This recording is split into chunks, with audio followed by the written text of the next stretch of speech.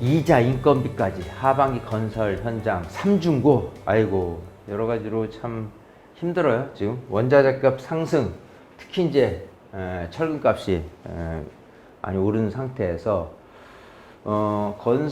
전국 건설 현장의 착공이 눈에 띄게 줄어든 가운데 하반기에는 금리 인상과 인건비 상승의 영향으로 건설 활동 위축이 더욱 심해질 것이라는 우려가 나오고 있습니다.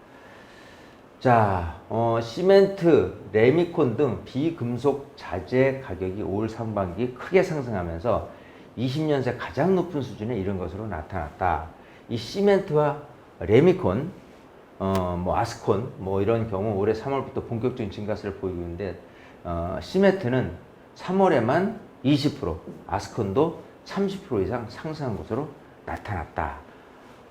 철근과 같은 금속 자재의 경우 수요에 따라서 급격히 조정되는 경향이 있습니다. 반면 시멘트와 아스콘 같은 경우는 한번 가격이 상승하면 하락 때까지 시간이 상당히 좀 오래 걸린다. 이를 감안하면 향후 비금속 자재 가격 상승으로 하는 부담은 장기화할 가능성이 크다라고 되어 있습니다.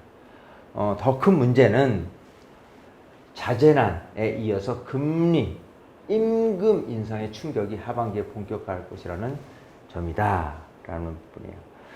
자, 지난해부터 한국은행이 이미 5차례 기준금리를 인상하기는 했으나 글로벌 인플레이션 상황을 고려하면 추가적인 금리 인상이 이어질 것으로 예상된다. 코로나19로 외국인 입국이 어려워지면서 건설 현장 인력난은 돌파구를 찾지 못하고 있다. 특히 물가 상승에 따른 인건비 상승 압력도 여느 때보다 높아진 상황이다 라고 얘기를 하고 있네요. 예. 자, 굉장히 좀 어렵습니다. 전체적인 시장 중에서 특히 이제 건설 상황이 어렵다는 건 원가 아니겠습니까? 예, 부동산 같은 경우는 상반기에는 유가를 비롯한 원자재값 상승으로 인해 다양한 노조 파업 사태를 겪었는데 하반기에는 인건비 상승 문제와 관련해 분쟁이 증가하면서 공사 진행에 더욱 어려움을 겪을 것으로 예상된다. 정부는 하반기 자재값과 금융비용 상승으로 인한 민간 건설사 피해가 최소화될 수 있도록 정책적 영향을 집중할 필요가 있다라고 얘기를 하고 있습니다. 자, 생애 첫 부동산 매수자, 올 들어 최저. 처음 부동산을 사게 되면 분명히 혜택이 있을 텐데 LTV까지 확대를 하는데 효과가 있을까라고 의구심을 자아내는 거예요. 자, 6월에 생애 최초 매수자가 이렇게 3만 명 정도인데 상반기 기준 생애 최초자가 전년에 비해서 38%나 줄었다라는 부분이에요. 2030 세대별로 2030 생애 최초자 비중은 올해 절반 이하로 떨어진 거다. 자, LTV를 80% 확대하고 대출한도 6억으로 상향했는데도 불구하고 어쨌든 생애 첫 부동산 매수자들은 더 떨어지고 있다. DSR 3단계 금리 탓 수요 확대도 한계에 부딪힐 것이다 라고 얘기를 하고 있습니다. 자, 이 내용을 전체적으로 보면요, 생애 최초 구매자라는 부분인데, 이 생애 최초, 현행 생애 최초자죠. 또 생애 최초 외 무주택자에 대한 부분에 이런 혜택들이 쭉 있어요. 주택 가격, 또 소득, LTV, DTI, DSR 대출 한도들이 되어 있는데, 이 개선책은 생애 최초자, 연령 제한 없이 이런 분들에게는 주택 가격에 제한 없이 이런 혜택을 주는 거고요.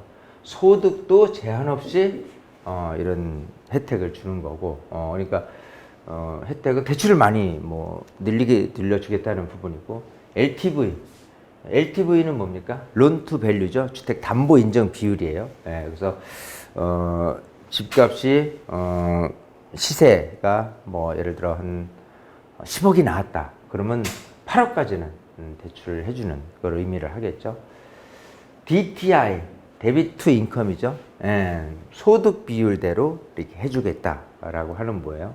그래서 60% 이하다. 내가 얼마 소득이 있는데 내 소득 대비해서 60% 이하까지는 내줄 거야. 대출을 일으켜 줄 거야. 라고 하는 건데, 이 DSR 같은 경우는 그거죠.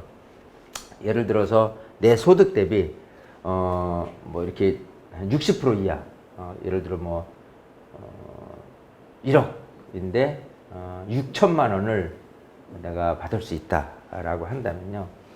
내 소득 대비해서 DTI로는 6천만 원 받을 수 있지만 다른 부채가 또 있을 거 아닙니까? 그런 부채까지 더 한다면은 다 합쳐서 40%까지밖에 대출을 안 일으켜 주는 거예요. 이게 더 범위가 크죠. DSR이 DTI보다는. 그래서 이건 대비 서비스 레이티오인데 총 부채 상환 비율을 얘기를 하는 건데, 어쨌든 이런 부분이 전체적으로 생애 최초의자에게 혜택을 더 늘려주기는 하는데, 지금 현재 모습은 그런 그 매수 비율 자체가 점점점 낮아지고 있고, 특히 2030 세대의 매수가 주춤한 것으로 나타났다라고 말하고 있습니다. 자, 뭐 어쨌든 이런 기준금리에 대한 추가 인상도 예고되고 있기 때문에 수요가 다시 확대되기는 조금 어렵지 않겠느냐라고 얘기를 하고 있어요. 세계 최초에 대한 기대를 안고 지금 집을 사시는 분들이 좀 고민에 많이 쌓인 모습이죠. 5분의 1 토막난 서울 거래량 하반기 집값 향방은, 아이고야, 이게 뭐 기준적으로는 양도세 유예 1년 유예했죠. 윤정부 들어서. 그래서 매물이 늘어나서 서울 아파트의 공급량이, 거래량이 팔려고 내는 뭐 11.7% 이제 늘기는 했는데, 수급 지수 살려는 사람은 별로 없다는 거예요. 그래서 9주 연속 하락을 했고, 또 금리 인상, 경기 침체로 매수가 그 심리가 이제 위축이 됐고, 집값 조정 국면 전망이 나타나고 있다라는 부분이에요. 그래서 뭐 계속 얘기가 나오고 있는 부분이지만, 어쨌든 전체적으로 시장은 안 좋은 상황에서 사려는 매수 심리는 계속해서 낮게 나타나고 있다라는 부분입니다. 자, 이거를 뭐 엄밀히 따진다면 사실은 전 정부 뭐 굳이 뭐 비판하려들라고 해서가 아니라 너무 올려놨어요. 그래서 그게 좀 조정되는 시기도 좀 어느 정도는 필요하지 않느냐라고 생각을 합니다. 그래서 여러 가지 뭐 양도세에 대한 혜택, 또 취득세에 대한 규제 하나, 종부세에 대한 규제 하나, 뭐 여러 가지를 다 소위 정상화로 이렇게 가는 데 있어서 좀 어느 정도 시간이 흘러야 자유경제 질서, 즉 그 사고 파는 데 있어서 좀 이렇게 자유롭지 않겠느냐 생각을 해요. 지금 너무 이게 확 묶여놨다가 이제 풀기 때문에 이게 당연한 현상이긴 하겠지만, 이게 조금 한 해 걸르고 두 해 걸러서 집값이 조금 어느 정도 안정화되고 나서 또 오를 건 오르고 뭐 떨어질 건 뭐 더 떨어지고 하는 현상이 자유시장 질서에 맞지 않나 생각이 됩니다. 자, 어쨌든 이렇게 쏙쏙 부동산 뉴스를 통해서 여러분들에게 이제 좋은 정보를 해설을 해드리면서 말씀드렸는데요. 어쨌든 뭐 부동산 시장은 정말 하반기에는 좋지는 않은 것 같습니다. 그래서 어쨌든 시장 흘러가는 그 상황 속에서 어떤 식으로 또 대처를 해야 될지에 대한 부분도 이 시간을 통해서 말씀을 드리도록 하겠고요. 더위 굉장히 무덥습니다. 여러분 건강 유의하시길 바라겠습니다. 마치겠습니다.